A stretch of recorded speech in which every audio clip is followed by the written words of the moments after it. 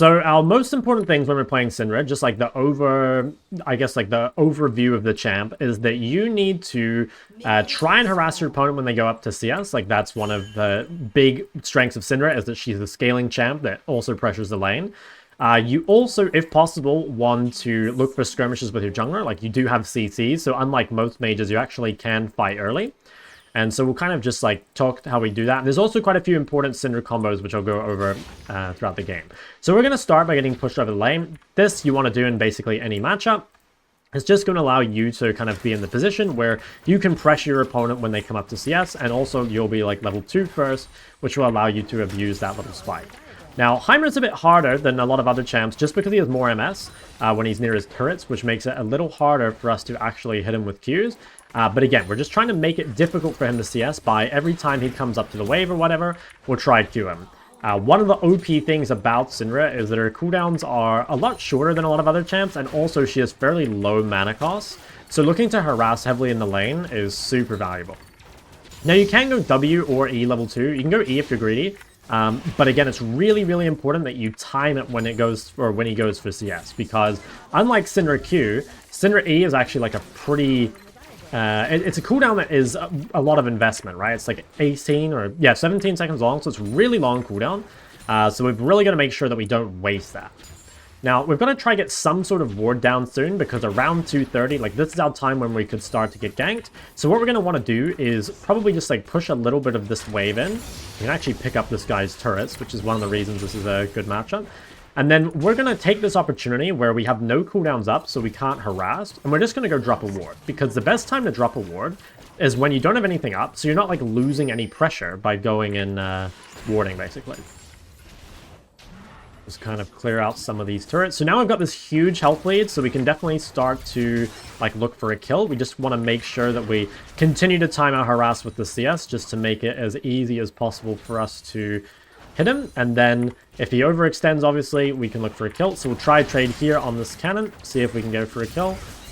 Nice. So we managed to get a kill, and that was, yeah, pretty basic, really, just continually trying to Q and W harass.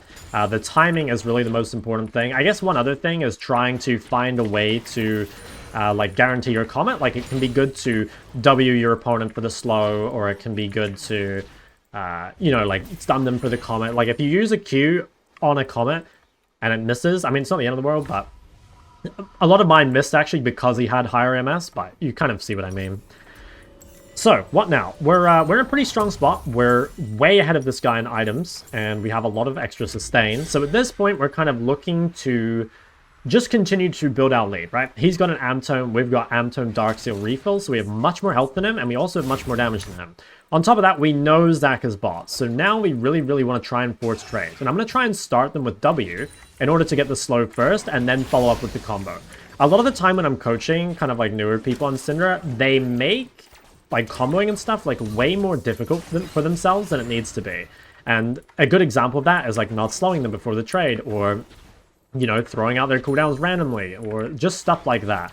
So again, here we've got W available, we've got common available. We're going to wait for this guy to come up to the CS. We're going to start the trade with the W. If he doesn't walk up, then we can just kind of relax, right? Like if he's using cooldowns to CS, that's fine. Unfortunately missed the slow there, but I still did manage to hit the combo, which is good. And see also how my positioning, like I'm trying to position to the side of the wave. What that does is it kind of pressures him to want to like use cooldowns to farm the wave, basically. And if he's using cooldowns on the wave and not on us, that's really, really good for us. Because obviously, like, then we're not under any threat. I think, yeah, I was going to say, I think this guy is basing, so I'm going to try put some pressure on him. I've set up my vision bot side, so as long as I hug to bot, I should be totally safe. Now, level 6 is where you start to get a lot of kill pressure. The way to kill people at level 6 is normally to Q the ground first and try and go for a stun effect. So a lot of people just try and go for a QE, but it's actually much better to place a Q on the ground like this, and then try and position around it, and if they walk up, you can stun them off it. This gets a lot easier once you have 2 charges in Q, but try and just Q either the back line or the front line, and then play for the stun off this ball. Potentially, if we play this slow, we can probably just kill anyway. Nice. So see there, what I do is make sure to play that slow enough to get an extra ball in your combo. If you play that too fast, you're going to end up just like lacking a little bit of damage. I'm going to kite this guy out, stun him on the way. Okay. And we should be able to crash this wave. One little trick you can do if you're trying to push cannon waves quicker is just pick up the cannon and throw it into your wave. You can even throw it into your turret if you're a little closer, but that can be kind of useful just to make sure that it dies like a tiny bit faster. I actually don't think it made a huge difference on this wave, but potentially. Stun that guy away. Alright, and now we'll go for a reset. So it's pretty much just going to be the same thing here. Now we've got an even bigger lead over our opponent, so we're going to keep trying to abuse that. The thing with Syndra is that because she scales so well, you don't actually need a lead in lane, right? And that's like one of the things that makes Syndra OP, is that you kind of have the ability to pressure your lane, but you shouldn't feel pressured to do so. You know, like, you don't need to feel like in a rush, I guess. Just like try and trade and stuff when it's good, but you don't need to get solo kills. You don't even really need a CS lane just because you scale so well. So, first wave back on the map, we need to come and set up our vision, right? Like, we are a little vulnerable right now where we have no vision top side and no vision bot side. Once again, I'm going to try play for stuns off the wave. If I can't get one, then I'm just going to shove and try take vision. And in this case, we can actually just use our prior and walk straight to Zac. So there shouldn't really be a whole lot he can do. Just get rid of this. Nice, get a stun on him here. It's really important to get good at using that like ball on the ground. That goes a really, really long way if you can get good at that. Now, I don't think... So, basically, I do want to help Nefiri here, but I want to shove the wave first, right? Like, I really want to make sure that Heimer bleeds this wave. Possibly, I'll just stay on the map here. I think I will. And the main reason for that being just that, like, I don't really have, like, any resource problems here, and I also don't have a whole lot of gold. So now this wave's under, I can rotate to this. I wouldn't have rotated before shoving the wave. I probably should have waited that, honestly, so that I could get the cannon. That was a little misplay by me, but it should be fine. I want to ult the cannon here, I think. Okay, or we can ult the Zac. I mean, he's pretty much melee range. Okay, can stun again off the ground. Nice, we get that kill, and I think we can all get out here. Nice, so that was a pretty good skirmish for us. Really important when you're skirmishing that you find a way to guarantee stun. So again, you can do that by following up on other CCs. You can also do it with WQ stuns instead of QE stuns, or with R into E stun. They'll kind of show this a little more as the game goes on, but it's really important. Like, every Syndra I've ever coached, like, messes this up. So we'll make sure to point it out as the game goes on. So here, I'm getting close to Blackfire. I only need 300 more gold. So even though I'm, like, not particularly strong right now, and I could go home and spend my money, I think I'm going to try Greed until I have Blackfire, basically. Because if I go home right now, like, Faded Ashes are not a particularly strong component, so I want to try and stay a little bit. There is the downside to this, though, is that, like, you lose pressure for a bit, but I'm kind of saying that, like, this loss of pressure is worth getting the, like, bigger spike. So I'm just going to relax, basically. I'm just going to do my best to clear, and I'm not really going to look to harass, because I don't really want to run I guess. Like, if I can get any bonus harass, I will, but it's not super important. So if we can just maybe kill these, that might actually... How much gold do these give? Like 5? No, well, none if you don't kill them. We can do one more wave, and then I'll base TP with Blackfire, and then at that point, we're going to go back and just, like, try and kill Heimer, right? So, kind of taking this small window where we're, like, weaker, because, like, we're staying on the map, that's totally fine. So we're going to go home, we're going to reset up our vision, and then we're going to trade over and over, because there just should be no way for Heimer to actually keep up with, like, how much damage we're going to do.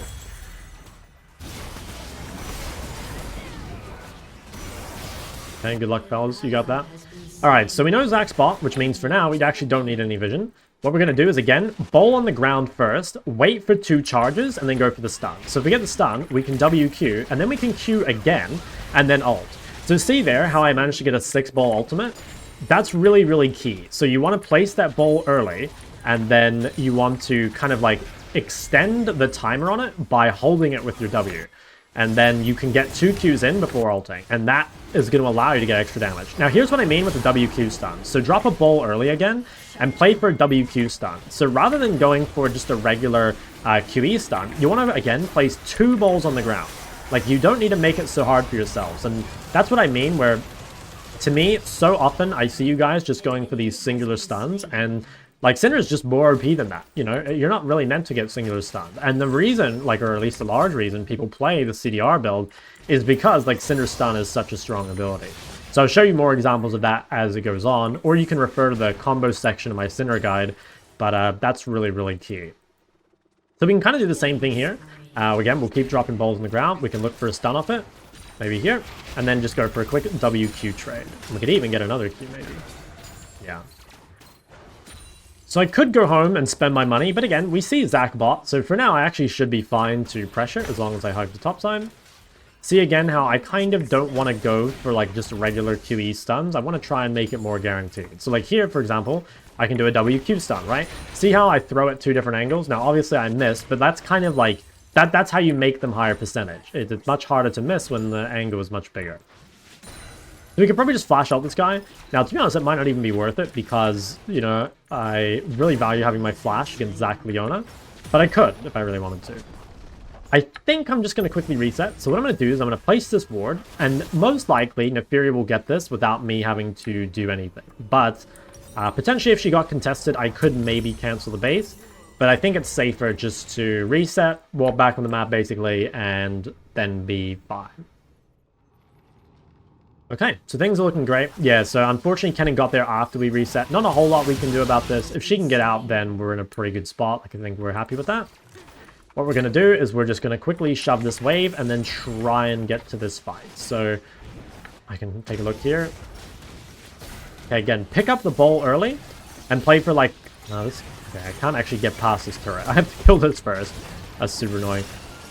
Okay, so here what I'm going to do is... kind of awkward fight. I mean, I wanted to get a double stun, but unfortunately I had to spend so much damage just, you know, getting rid of the turrets.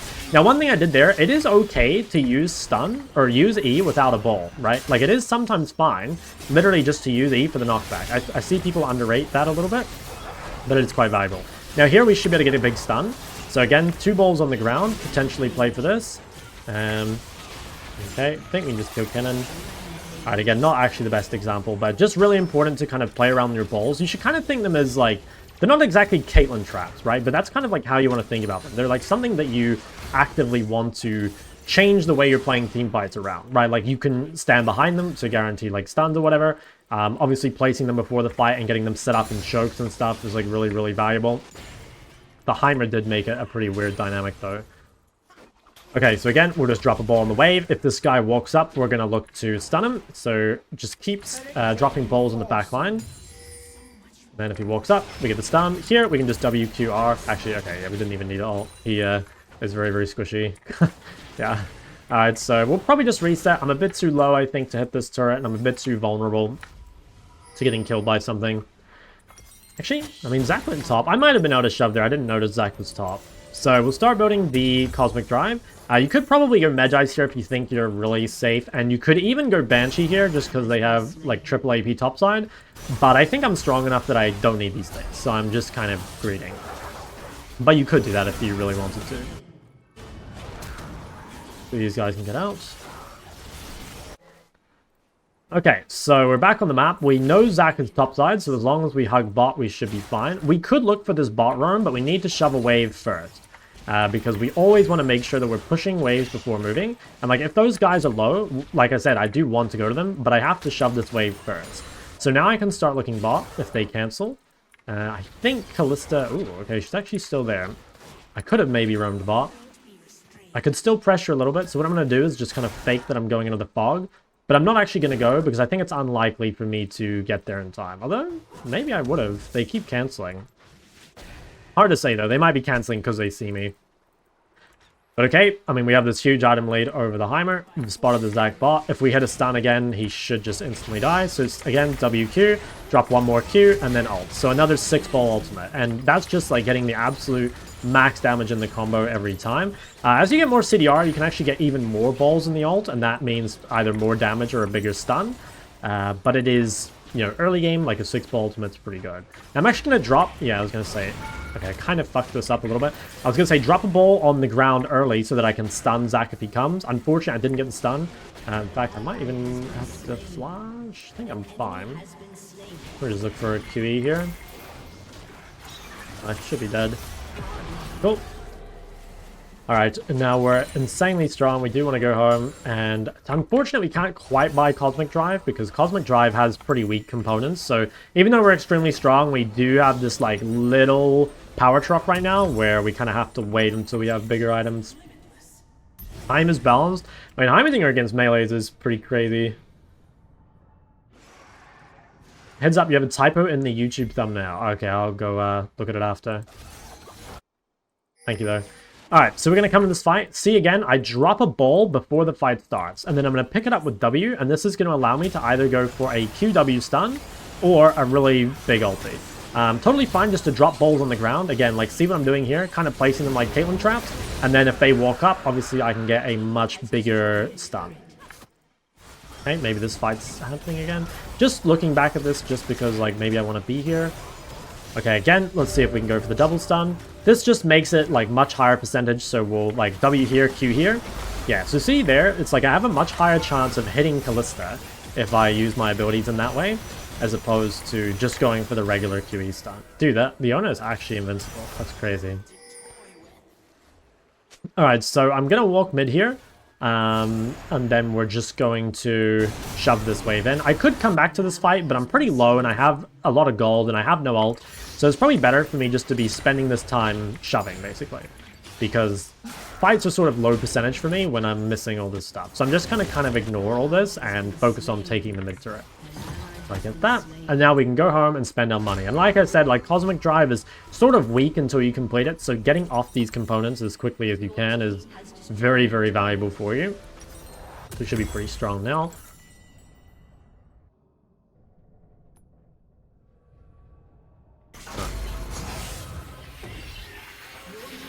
So we'll come push out our wave. Same thing, now that we're in the mid game, we want to make sure that we're finding farm whenever we're able to. And for the most part, that'll be in the side lane. But currently, if Lucian is bot, we'll just focus on shoving mid. And remember that we want to push mid first and then, like, push out the side lane. So in this case, we'll just focus on killing the wave as quickly as possible, basically. And then we'll see what sort of play we want to make. So we could go top. He is low, but it's kind of better if we can play to our jungler's side. So I think the best thing to do will be to play to, like, pressure bot, basically.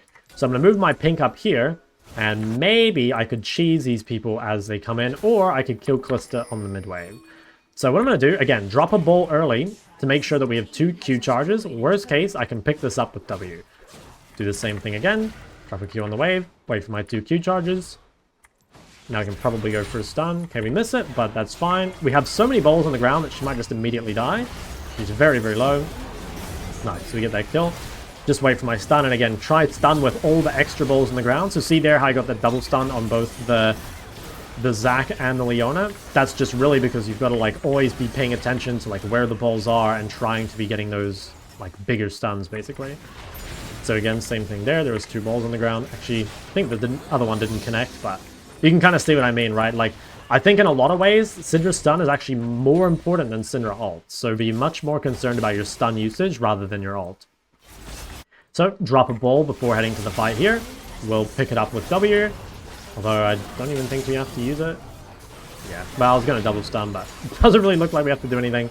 I'm just going to reset here. You might wonder, you know, why not hit this turret? One of the most important things is spreading out as soon as possible after, like, you win fights. Although, I guess I might have to cancel here and just kill this guy.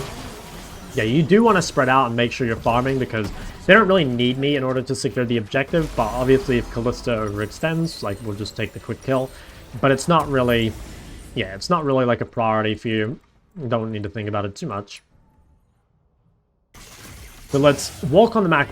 I was going to say bot side, but I think actually let's go mid. So if Yone's farming bot, we want to be mid or top. Looks like Lucian's going to farm mid. So unfortunately, we kind of have nothing to farm right now. We could maybe do summon the Furies camped, but she's on them. So I guess we'll walk top here eventually. You just want to make sure you're going somewhere where you can get farm without sharing with someone. So in this case, like if Lucian takes mid and Yone takes bot, our only real option is to go top. And if this is like confusing for you, you might want to watch my side laning guide. I mean, I'll do my best to explain it, but there is more details there. So we'll just quickly set up some vision to allow ourselves to push, like maybe a ward here or something should keep us safe. And we do need to be a little careful because we don't see anyone on the map right now. So yeah, we need to relax a little bit. Like, see how we don't see anyone? Like, no one's showing in the mid wave. Okay, now I see Zac bot. The moment I see Zac bot, I can push top. And I don't TP into this because my Neferi's in base, basically. So even though I could TP to that fight, I know it's going to be at a numbers disadvantage anyway. So these guys are kind of just dying for free. Now, they could go Atacon.